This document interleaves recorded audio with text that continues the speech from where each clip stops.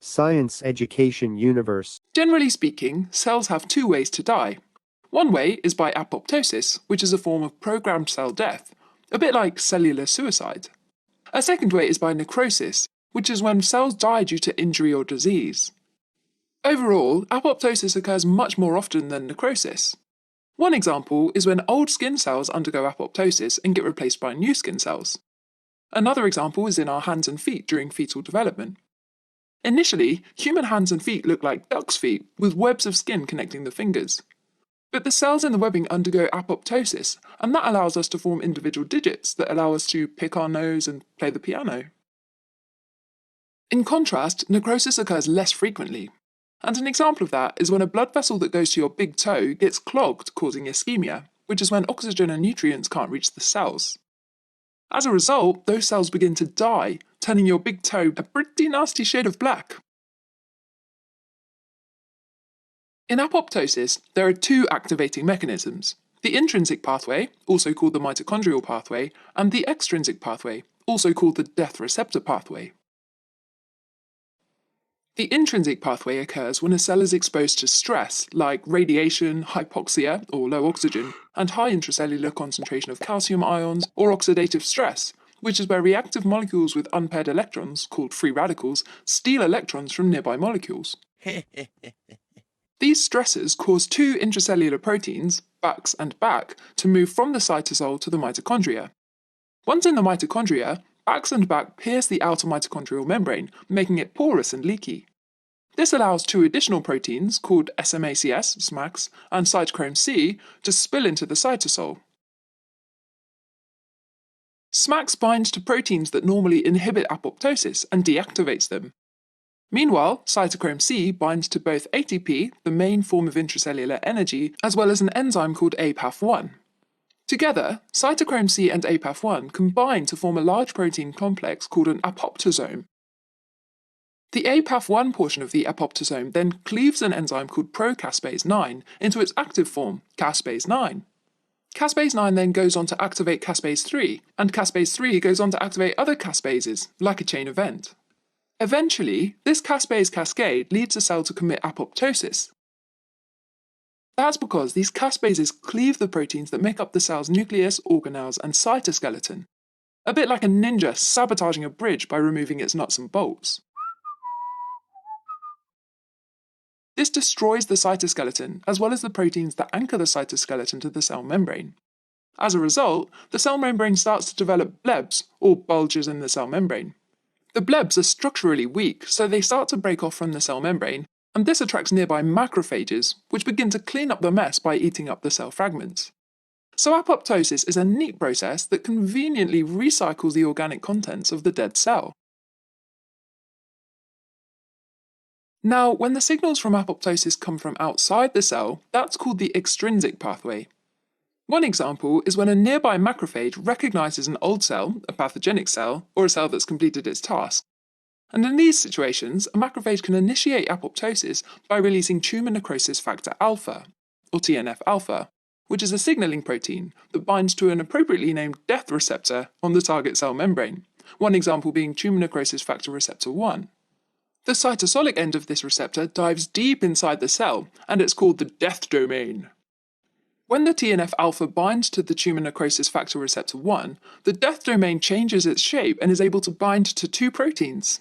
One is called Fas-associated protein with death domain, or FADD, and the other is called, and it's going to take a deep breath, tumor necrosis factor receptor type 1 associated death domain protein, or TRADD.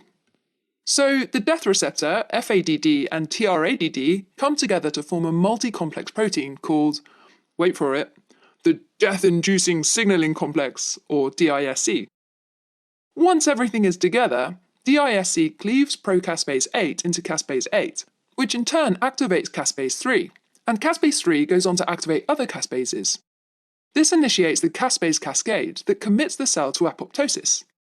After that, the process of apoptosis unfolds, just like in the intrinsic pathway.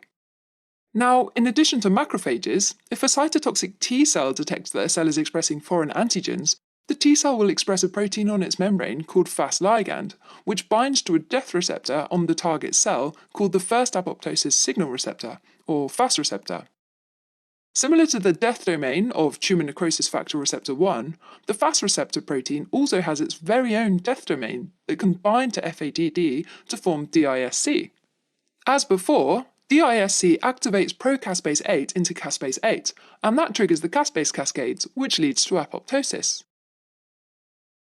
Now let's switch gears and look at necrosis, which can be triggered by external factors like infection or extremely hot or cold temperatures, as well as internal factors like tissue ischemia. Necrosis can start in one of two ways. The first is a form called oncosis, which starts when toxins or ischemia damage the mitochondria. If the mitochondria no longer synthesize ATP, everything stops working, including the ionic pumps that regulate the flow of ions into and out of the cell. Without functioning ion pumps, sodium starts to flow into the cell, and it's followed by water, which causes the cell to swell up like a balloon. Soon, the cell bursts and spills its internal contents onto neighbouring cells, and this attracts nearby immune cells and triggers the inflammatory process. Immune cells release substances like proteases, which are enzymes that degrade proteins, and reactive oxygen species, which are unstable and damage other cells. If this inflammatory process occurs among enough cells, it can destroy the tissue, and if that happens on a massive level, it can lead to organ dysfunction. Now, it turns out that cell necrosis comes in a few different flavours. First, there's coagulative necrosis, which occurs when a tissue becomes hypoxic or has low levels of oxygen, most commonly due to ischemia. Hypoxia causes structural proteins to bend out of shape, like twisting a paperclip so that it can no longer work. Hypoxia also affects lysosomal enzymes, which become ineffective at getting rid of the affected proteins. So although the cell dies, they retain some structure and don't get completely destroyed. From a macroscopic level, the dead tissue becomes a gel-like substance and has a pale wedge shape, with the apex oriented towards the obstruction. That's because a blood vessel typically serves a region of tissue that typically fans out, and all of that tissue becomes hypoxic and then undergoes coagulative necrosis. Occasionally, blood re-enters the area of necrosed tissue, like if a blocked blood vessel opens back up, and when that happens, it gives the tissue a dark red colour, and it's called a red infarct. Coagulative necrosis can occur in any cell of the body, but it most often happens when there's low oxygen to the heart, kidneys, or spleen tissue. Next, we have liquefactive necrosis, and that occurs when hydrolytic enzymes completely digest the dead cells into a creamy substance full of dead immune cells. Think of it like a cream-filled donut. Liquefactive necrosis is most commonly seen in the brain. However, it can also happen to pancreatic cells or within an abscess located anywhere in the body. The brain has resident macrophages called microglial cells that contain hydrolytic enzymes. These enzymes completely destroy damaged brain cells, basically liquefying the dead brain tissue. Similarly, the pancreas has various enzymes like trypsin that are designed to digest food, but sometimes they get activated in chronic inflammation due to gallstones or alcohol consumption, and destroy the pancreatic tissue itself. Finally, in abscesses, neutrophils use their proteolytic enzymes to liquefy tissue, which results in pus. Next up, there's gangrenous necrosis, and it also occurs due to hypoxia, so that's why some consider it a form of coagulative necrosis. Gangrenous necrosis typically affects the lower limbs and gastrointestinal tract, and it causes the tissue to get dried up like a mummy, so it's sometimes called dry gangrene. But if dry gangrene gets infected, then liquefactive necrosis can occur, and then it's called wet gangrene. Next, there's caseous necrosis, and it's a bit of a mix between coagulative and liquefactive necrosis. Typically, it's the result of a fungal or mycobacterial infection, classically Mycobacterium tuberculosis, which causes tuberculosis. The dead cells disintegrate but are not fully digested, which leaves the tissue with a cottage cheese consistency. Next, there's fat necrosis, which most commonly occurs when there's trauma to fatty organs that have a lot of adipose cells, like the pancreas or the breasts. Trauma to the pancreas or the breast ruptures the adipose cell membranes, which makes them spill their fatty acids into the extracellular space. There, the fatty acids combine with calcium, which leads to dystrophic calcifications in the tissue that look like bits of chalk in the tissue. Now, in addition, the pancreas can undergo fat necrosis as a result of inflammation, called pancreatitis. With pancreatitis, the pancreatic cells spill lipase around the pancreas. Lipase helps digest fat, so it causes fatty acids to spill out of the fatty retroperitoneal tissue that's adjacent to the pancreas. Finally, there's fibrinoid necrosis, which is almost always found in malignant hypertension and vasculitis. With hypertension, a constant high blood pressure damages the muscular wall of the small arteries, so fibrin, a protein involved in the clotting of blood, starts to infiltrate and damage the walls of the damaged blood vessels. Similarly, in vasculitis, there's an inflammatory reaction in the blood vessel walls that causes destruction.